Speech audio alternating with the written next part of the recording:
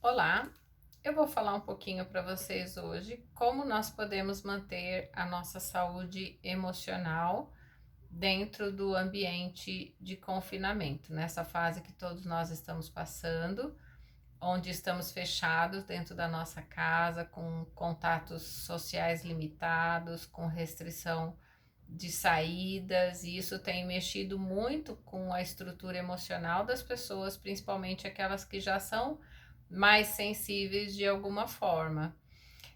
Eu vou falar um pouquinho hoje com vocês sobre 3 quadros clínicos que são muito comuns de aparecer diante de situações extremas, é, e comumente eles podem aparecer juntos também, combinados, né? Que são o estresse, a ansiedade e a depressão. O estresse ele se caracteriza por uma situação onde nós nos sentimos exigidos além da nossa condição de suportar. Existe o estresse físico, que é aquele desgaste extremo, né, que é muito mais conhecido quando nós estamos diante de uma situação de trabalho, de dormir pouco e o nosso corpo acaba sentindo a consequência disso.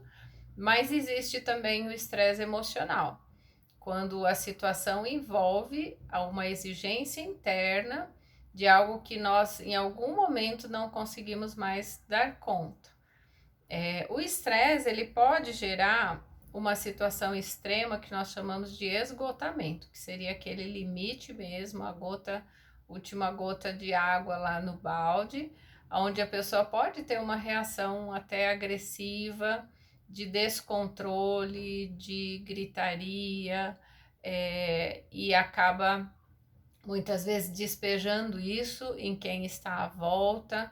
Então, essa situação é muito comum de acontecer diante de uma situação de pressão forte, como nós estamos vivendo agora. Depois nós temos o quadro de ansiedade. A ansiedade ela tem bastante a ver com a expectativa do futuro, com as preocupações, tudo aquilo que não aconteceu ainda e nós trazemos à nossa mente nesse momento. Então, pessoas ansiosas têm a tendência de ir lá na frente, começar a imaginar coisas e viver como se elas estivessem acontecendo agora. E vem as dúvidas, e vem os questionamentos, como vai ser amanhã? Será que eu vou ter meu emprego? Será que nós vamos achar comida no mercado? Será que nós vamos ficar doentes? Então, todas essas dúvidas ficam girando ali na mente da pessoa e ela começa a ficar cada vez mais aflita no seu interior com relação a esses pensamentos e chega até o ponto de ficar desesperada muitas vezes, né? Então, a ansiedade, quando ela não é controlada, ela cresce, ela aumenta e aí a pessoa passa a ter até algumas consequências físicas. Numa situação extrema, né, que a gente considera o extremo da ansiedade ou ansiedade fora de controle, acontece o quadro de pânico, né, que pode ser uma crise de ansiedade muito intensa ou já o quadro clínico mesmo da síndrome do pânico. Então, ali existem reações físicas muito fortes, as mais conhecidas são a taquicardia, a falta de ar, a sensação de que alguma coisa ruim vai acontecer, uma sensação de morte. Então, é um sentimento muito ruim e que algumas pessoas acabam desenvolvendo por já terem uma tendência para a ansiedade, né?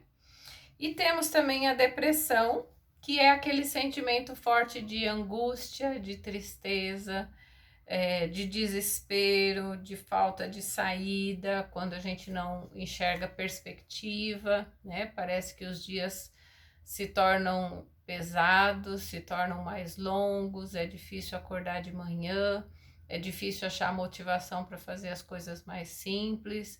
Então a pessoa começa a ser invadida por uma angústia, por uma tristeza, muitas vezes com crises de choro, né, descontroladas também. Então tudo isso acontece diante do quadro depressivo, quando já está acontecendo o quadro de depressão. acompanhado muitas vezes também de sentimentos de morte, de desejo de morte, como até uma reação de desespero, né, para sair daquele sentimento que é muito ruim, para sair daquele quadro que é muito desesperador para quem está passando por ele, né? Então, aí a gente tem a descrição desses quadros de uma forma muito breve, eu falei assim, bem rápido, né? Porque cada um deles mereceria até um vídeo, mas como a gente não tem tempo também, a urgência das pessoas é grande, e eu estou fazendo esse resumo bem sucinto aqui para vocês. Aí eu queria falar um pouquinho, então, como é que nós podemos prevenir esses quadros quando nós estamos confinados na nossa casa, nesse período que estamos vivendo. Então, a primeira coisa é você precisa conhecer quais são as suas tendências, né? Pessoas que já são ansiosas por natureza, já têm uma personalidade ansiosa, pessoas que têm tendência para depressão, que já são mais introvertidas, já retêm mais os sentimentos, ou quem já teve durante a sua história algum tipo de crise, né, de ansiedade ou de depressão ou síndrome do pânico. Então, essas pessoas têm que ficar mais atentas, mas não que outras também não possam desenvolver, né?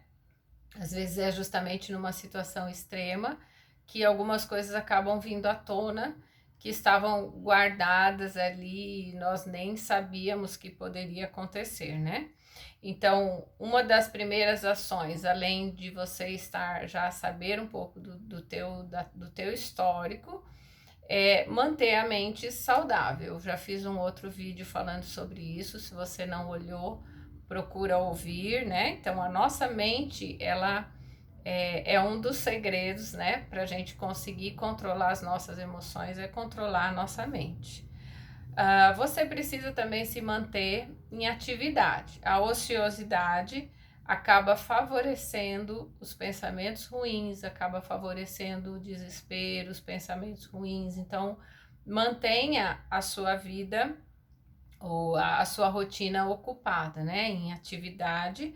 Se mantenha também em contato com as pessoas, né? A gente não tem o contato hoje pessoal com todo mundo, mas nós temos as redes sociais, então não se isole, ligue, converse com pessoas, converse com as pessoas da sua casa, né? Desligue as redes sociais em casa, evite, né, para você poder ter diálogo e assim ninguém vai se sentir sozinho. Evite também informações que são fontes de ansiedade. As próprias redes sociais, né? Ou a televisão, às vezes vão trazendo muita informação que traz angústia, que traz desespero. Então, isso precisa ser evitado, né?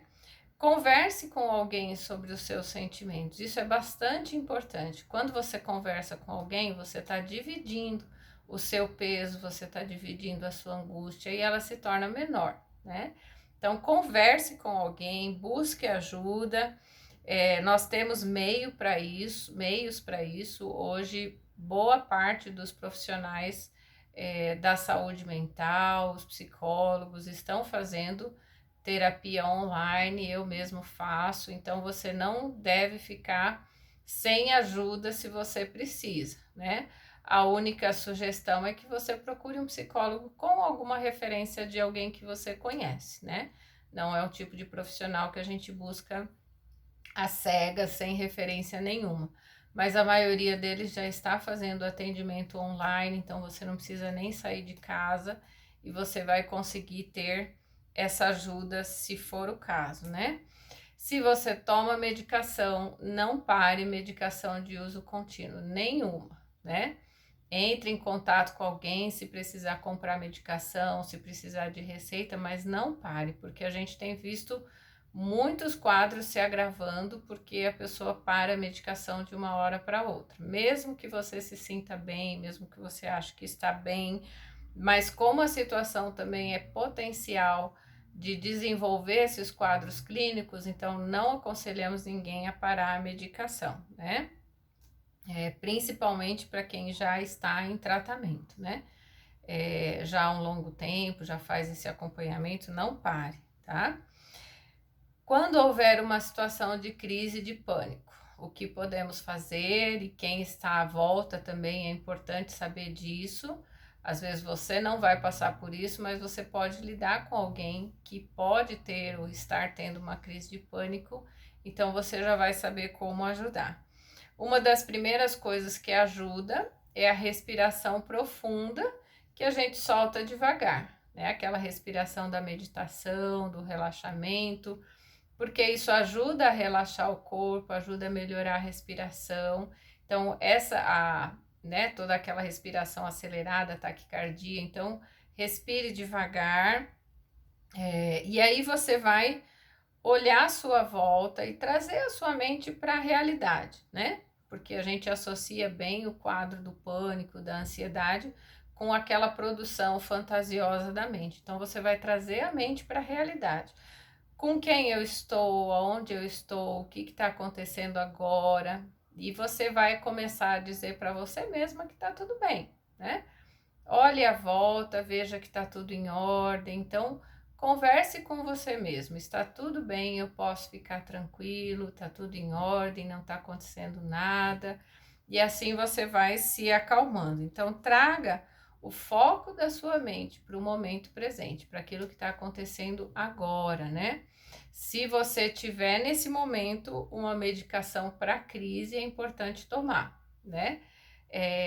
A medicação existe para isso, não é uma muleta, não é uma desculpa, ela existe para ser utilizada para poupar aí um desgaste grande quando a gente tenta sair da crise só com o esforço, mas consegue também, né? Se você não usa a medicação, se está acontecendo a primeira vez, você é capaz de conseguir, vamos se ajudar, né? Procure ajuda de pessoas naquele momento, não se esconda, não tenha vergonha de falar aquilo que você está sentindo, porque quanto mais cedo você tiver orientação, você tiver ajuda, mais fácil para você vencer e mais fácil para as coisas se acalmarem, tá bom?